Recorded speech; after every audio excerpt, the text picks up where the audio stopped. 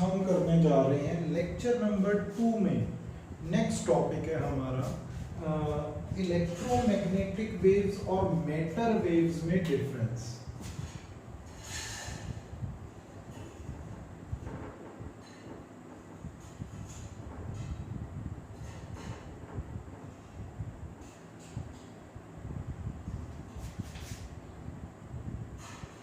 Electromagnetic और matter waves में जो डिफरेंस है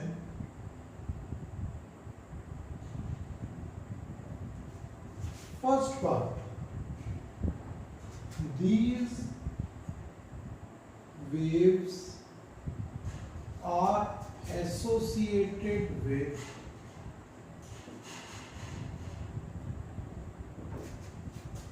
electrical and magnetic field.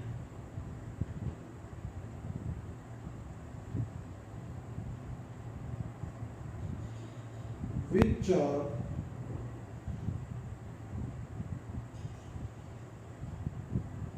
in right angle to each other.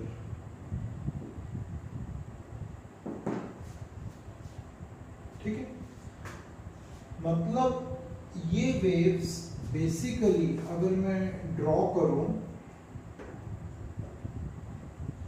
ये जो वेव्स है ना, मान लो ये इलेक्ट्रिकल वेव्स हैं और कुछ इस तरह की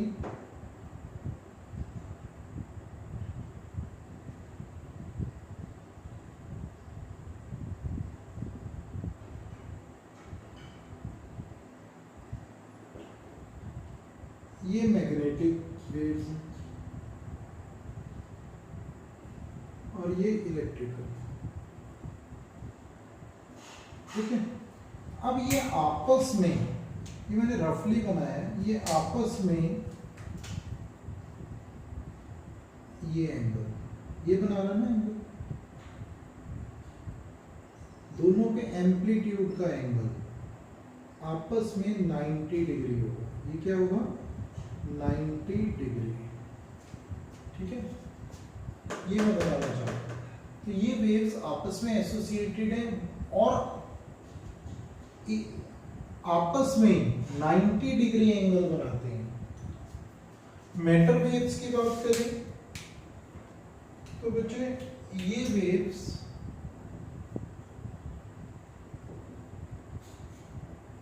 these waves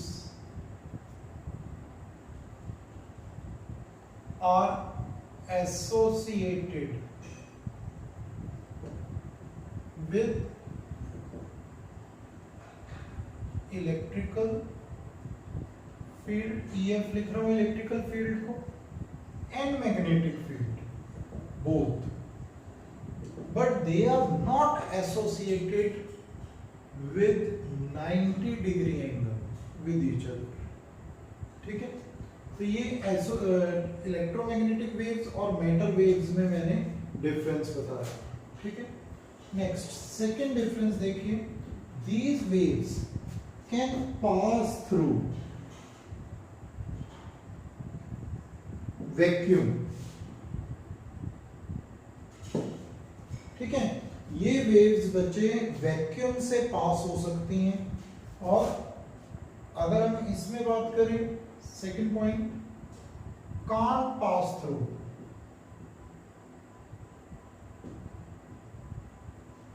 vacuum।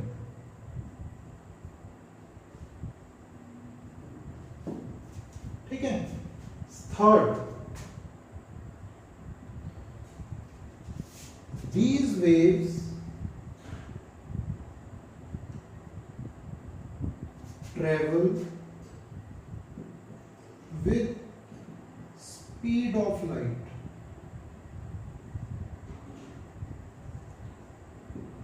that is 3 × 10⁸ metre पर सेकेंड। ये वेव्स स्पीड ऑफ लाइट से ही ट्रेवल करेंगी, दैट इज 3 × 10⁸ मीटर पर सेकेंड।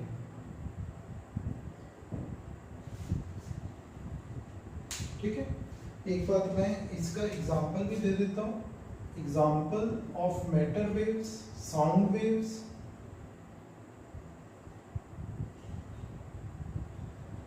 है ना, साउंड वेव्स एग्जांपल हो गया, और water waves.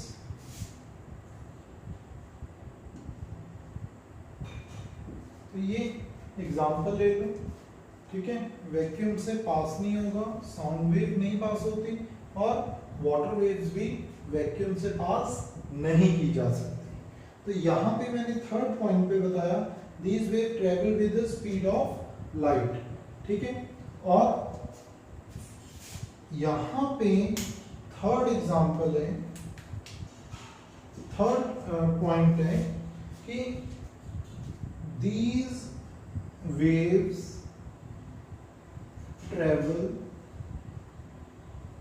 with different speeds depending on the mass of particle। ये बात क्लियर होगी? मतलब ये डिफरेंट स्पीड से मूव करेंगी, डिपेंड करेगा कितना मास है पर्टिकुलर पार्टिकल का। तो ये बच्चे थर्ड के बाद फोर्थ पॉइंट, अगर हम बात करें इलेक्ट्रोमैग्नेटिक वेव्स की, these wave emitted by a source,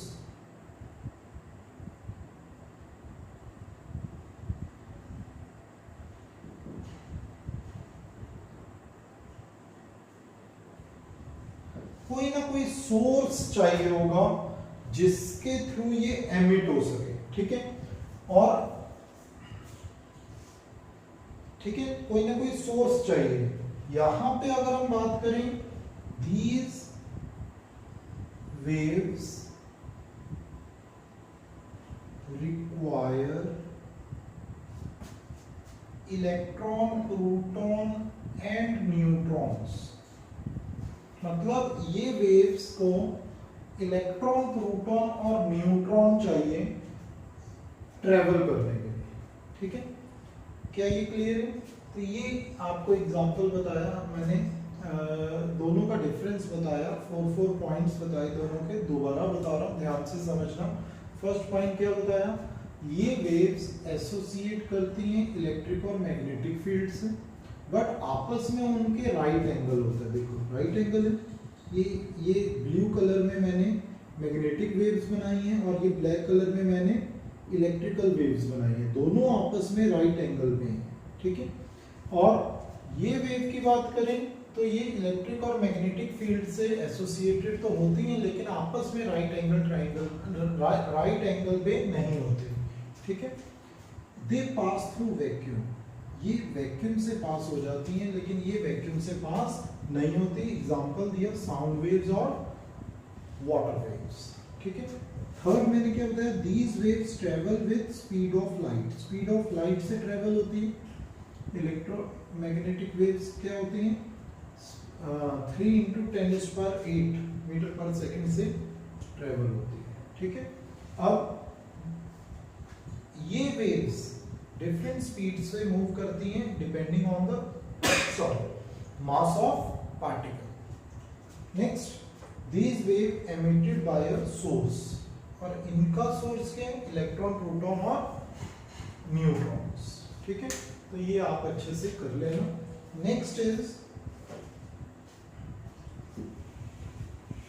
next topic हम करेंगे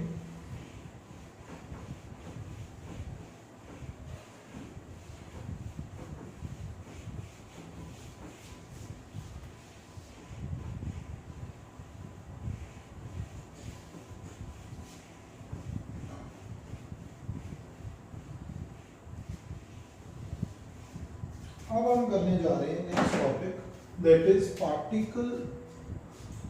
next topic is particle nature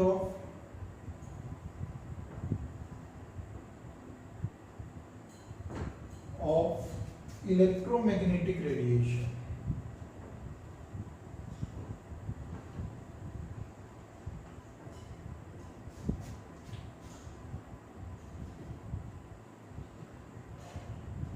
इसको हम particle nature of electromagnetic radiation पढ़ने जा रहे हैं। इसको हम प्लैंक्स क्वांटम थ्योरी भी कहते हैं।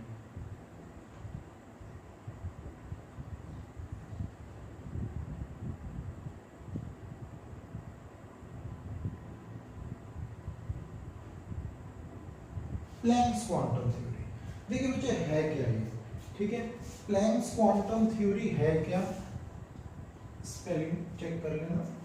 तो प्लैंक्स क्वांटम थ्योरी में ये बताते हैं, बड़े ध्यान से समझेगा, कि जो रेडिएशन, कोई भी रेडिएशन जो आ रही है सन से, लेट अस सपोज सन से रेडिएशन आ रही है, ये अर्थ है, सन से रेडिएशन आ रही है, तो हमें देखने में लगता है कि वो कॉन्टिन्यूअस है, लेकिन एक्चुअली वो कॉन्टिन्यूअस नहीं होती। वो क्या होती है, डिसकॉन्टिन्यूअस।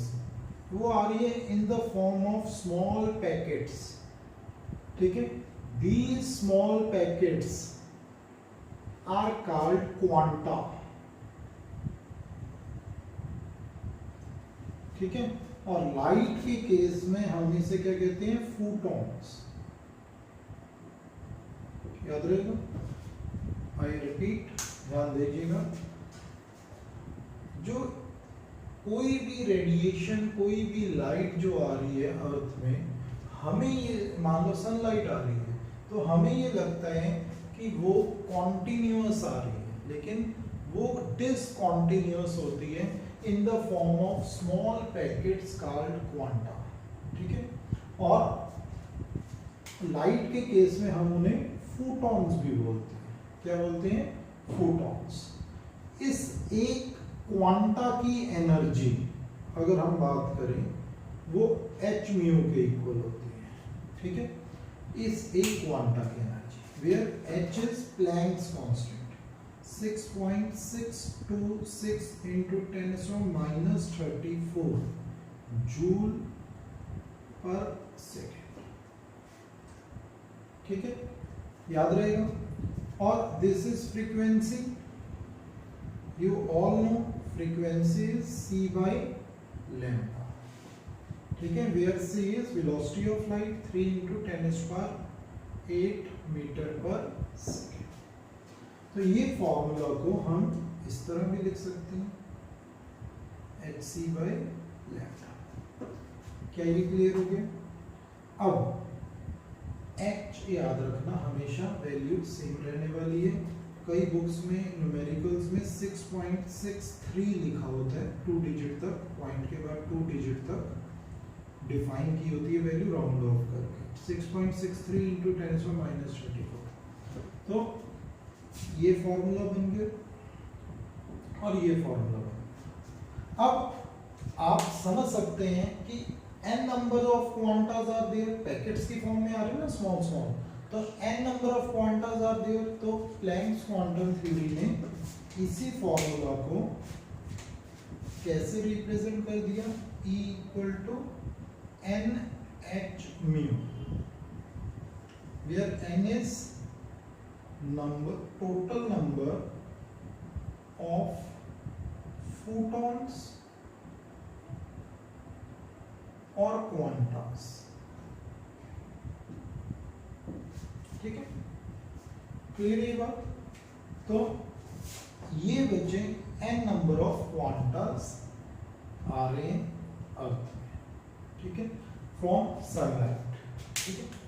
आइंस्टाइन ने ये बोला कि जितने नंबर ऑफ क्वांटास आ रहे हैं ना, वो एवोगैड्रो नंबर ऑफ क्वांटास आ रहे हैं। याद रखना, किसने बोला, आइंस्टाइन ने ये बताया हमें कि n नंबर ऑफ क्वांटास की बजाय एवोगैड्रो नंबर ऑफ क्वांटास आ रहे हैं, ठीक है, वेयर n इज एवोगैड्रोस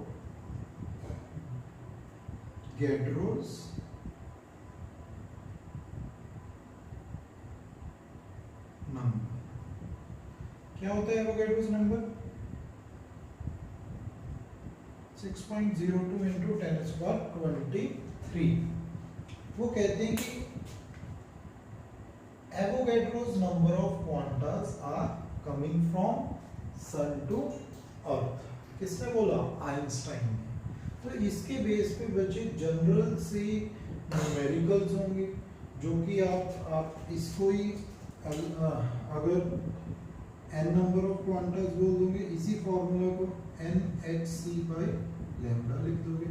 अगर आइंस्टाइन के हिसाब से लिखोगे n की जगह क्या आ जाएगा? एवोगाड्रो नंबर, आप ऐसे लिख दो। ठीक है, तो ये था प्लैंक्स क्वांटम थ्योरी। ठीक है, जिसके बेस पे आपको मैंने थ्योरेटिकली बता दिए। आप कुछ न्यूमेरिकल्स जरूर इसके ट्राई कर लीजिएगा, मैं भी करवा दूंगा। और बहुत इजी न्यूमेरिकल्स हैं, डायरेक्ट फार्मूला बेस्ड न्यूमेरिकल्स होंगे, तो आप कर पाएंगे। ठीक है, प्लैंक्स क्वांटम थ्योरी के बाद next part is atomic spectra.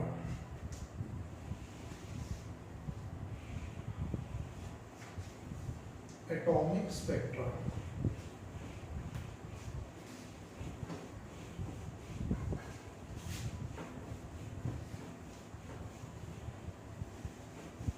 देखिए बच्चों, एटॉमिक स्पेक्ट्रा क्या होता है?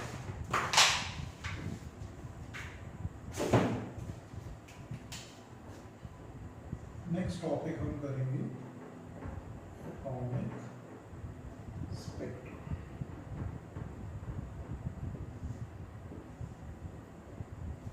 देखिए एटॉमिक स्पेक्ट्रा क्या होता है? अमाउंट ऑफ, ये बेसिकली होता क्या है? ठीक है, जो जब भी कोई लाइट आएगी, ठीक है, अगर वो फर्दर स्प्लिट हो जाए सीरीज ऑफ कलर बैंड्स में, that spectra is known as atomic spectra. Very easy. ठीक है, जो लाइट आ रही है वो अगर सीरीज ऑफ कलर बैंड्स में ट्रांसफर हो जाए, एमिट हो जाए, डिफ्लेक्ट हो जाए, you can say that spectra is known as atomic spectra. ठीक है, दो तरह के स्पेक्ट्रा हम पढ़ेंगे। First is emission spectra.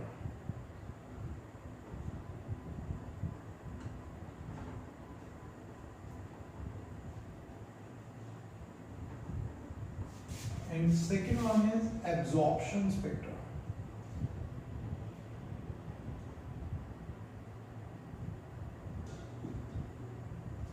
तो एमिशन स्पेक्ट्रा में क्या होता है? देखिए, एमिशन स्पेक्ट्रा में स्पेलिंग चेक कर लीजिए क्या होता है। देखिए, दिस इज स्लिट। मैंने पहले भी बताया स्लिट क्या होती है? एक शीट में स्मॉल होल को स्लिट कहते हैं। इसमें से white light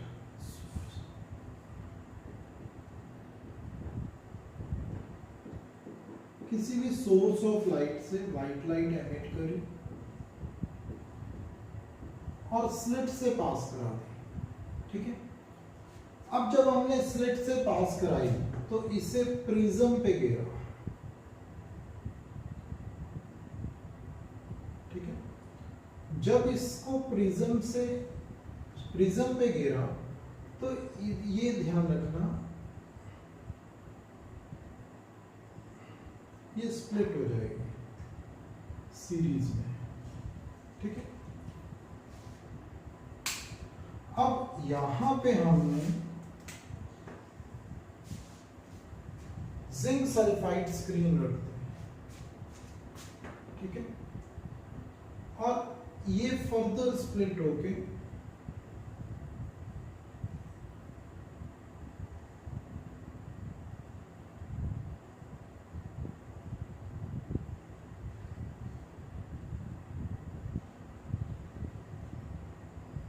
this is zinc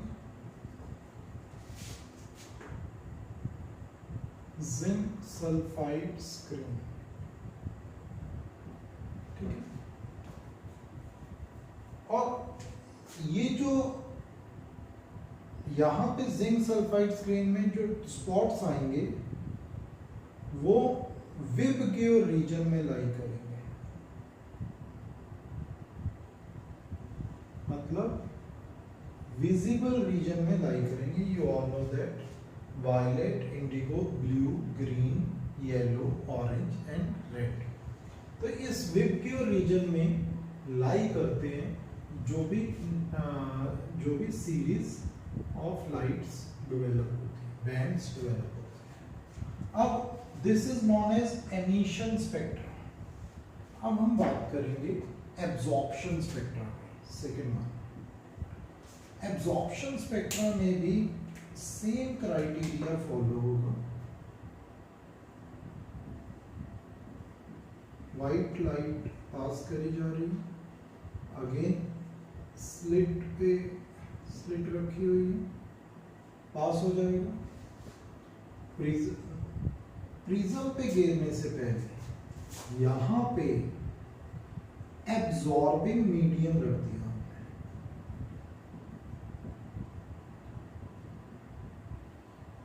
NaCl solution.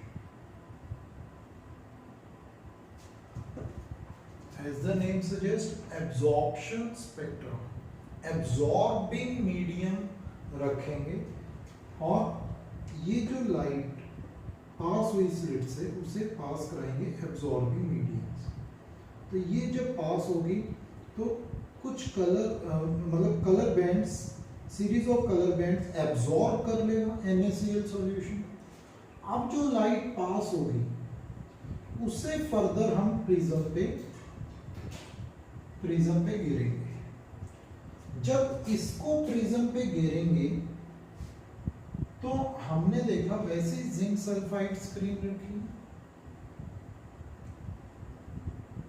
ठीक है। तो ये जब पास हुई तो सिर्फ 2 डार्क स्पॉट्स हमें नजर आए, ठीक है।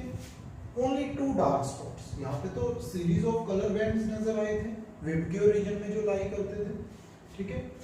ये डार्क स्पॉट्स ध्यान रखना येलो रीजन में लाई करेंगे,